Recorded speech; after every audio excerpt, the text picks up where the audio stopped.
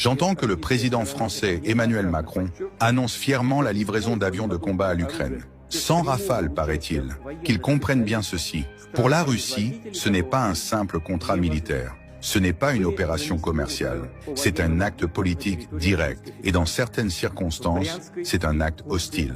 Quand le président américain avait évoqué l'envoi de missiles de croisière Tomahawk à l'Ukraine, j'avais dit clairement que cela constituerait une déclaration de guerre. La même logique s'applique aujourd'hui, parce que ces avions ne seront pas utilisés pour faire de la parade aérienne.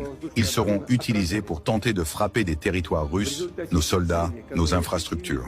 Personne ne doit s'illusionner. Nous savons parfaitement ce que cela signifie. Et que Paris n'imagine pas que ces actions restent sans conséquences. Nous avons toujours dit la vérité. Un missile stratégique russe met un peu plus de 3 minutes pour atteindre Paris.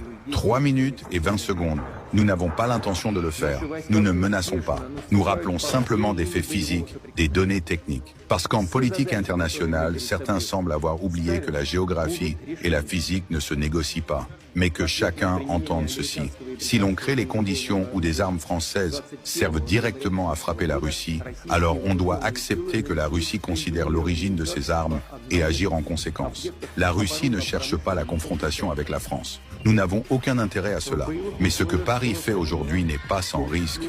Ce ne sont pas des gestes symboliques. Ce sont des gestes qui peuvent, par ignorance ou par arrogance, conduire à des situations irréversibles. Nous ne voulons pas d'escalade.